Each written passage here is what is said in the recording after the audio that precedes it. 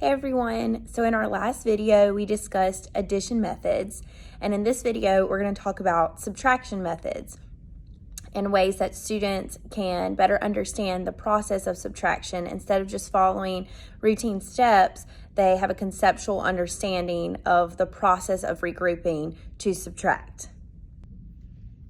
Okay, so first I'm going to show you two different subtraction algorithms. The first one is the one that you're used to probably seeing, the US standard subtraction algorithm, but it's called the alternating current common method. And so let's say that we had 346 minus 159. Now, students a lot of times will make a common error of flipping their digits so that they can subtract the smaller digit from the larger digit, and they'll try to do 9 minus 6 or 5 minus 4. But students need to see this top number as a whole, okay, and that they can't subtract 9 minus 6 or 5 minus 4, because that would be 359 minus 146. So a lot of times you'll want to watch for that error that students make. Now, so students will say, okay, 6 minus 9. Well, they can't subtract 9 from 6, so they need to regroup. Where can they get some more ones? So this all comes down to, I posted a video about students seeing numbers flexibly and being able to know that 346 can be shown in a different way with more ones or more tens and less hundreds. And so that that connection needs to be made with manipulatives, whether that's base 10 blocks or place value chips. I would definitely use some type of visual representation, even if it's a math drawing, to introduce students to this regrouping process. But basically, they would ungroup their tens and they would take a 10, so that would leave 3 tens, and the 10 would be regrouped to the ones place, and a 10 is 10 ones. So they would have 10 ones along with the 6 ones, which would be 16. Okay, so that's the regrouping process. So then they say, okay, 16 minus 9, that's 7. Okay, and then they'd see 3 minus 5. Okay, you can't subtract 5 from 3 because 3 is the smaller digit. So they would do that regrouping process again, where they would ungroup their hundreds and take 1, which would leave 2, and then 100 would be regrouped to the tens place, and 100 is 10 tens. So 10 tens plus the 3 tens they already have is 13 tens. So 13 minus 5 is 8, and then 2 minus 1 is 1, and they get their difference. Now, the issue with this method is that students are alternating. That's why it's called alternating current common method. They're alternating back and forth between from regrouping and subtracting, okay? So this is like a general method, but it's less accessible because it alternates between the two steps of ungrouping and subtracting. Okay, so different processes, and when they alternate between the different processes, it causes them to make that common error for like the tens or larger places, even when the student has ungrouped the ones, because the student is in like subtraction mode and they stay in that mode and they just subtract the smaller number. Okay, so methods that alternate processes are much more difficult than methods in which you do all of one process and then you do all the other process. So I'm going to show you another algorithm, which is called ungroup first where needed.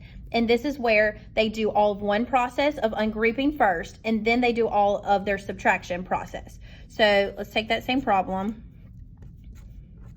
So instead of flipping back and forth from ungrouping and subtracting, they're going to do all of their regrouping first, and then they'll do all their subtracting. So they'll see, okay, I can't do 6 minus 9, I need more ones, so they'll regroup, take a 10, that gives them 10 ones, with their 6 ones is 16, and instead of going straight to subtracting, they'll continue to see, okay, do I still need to regroup? Are all of my top digits larger than my bottom digits? No, so I still need to do some regrouping. So they're going to see, okay, I need some more 10s. So they'll ungroup the hundreds, take a 100, that gives them 10 tens, plus the 3 tens is 13 tens. So once they've done all the regrouping and they see that all of the top numbers are larger than their bottom numbers, they have done that full process of like 2 hundreds, 13 tens, and 16 ones is still 346.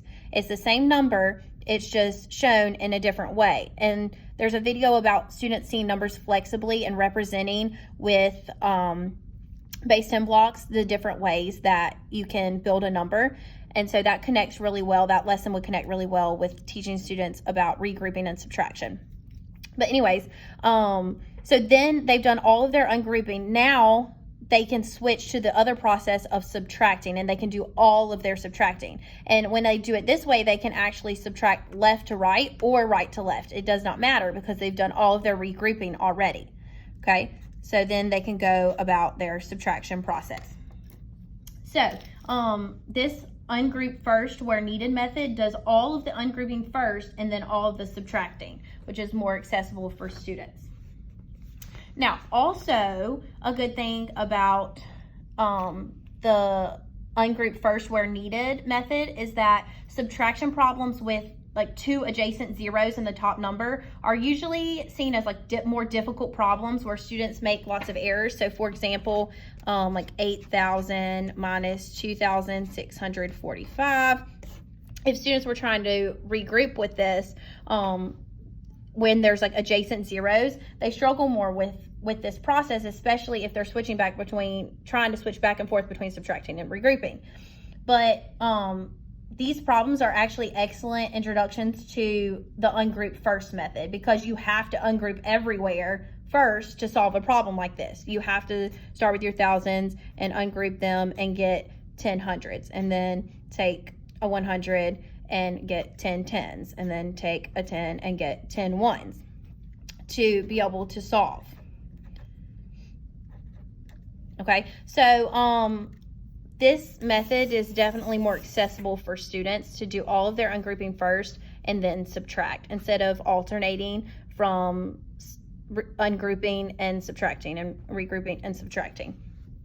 So this is more accessible, and it helps them with this whole regrouping process. Although I would show my students to maybe change this to 7,999 and subtract 2,645, and then they're not having to do any of the regrouping, and then they can go back and add that 1 that they took away from 8,000 to get 5,355. Definitely a quicker strategy right here. But students do need to understand the process of ungrouping, giving 10 to the next place to the right, and that being regrouping.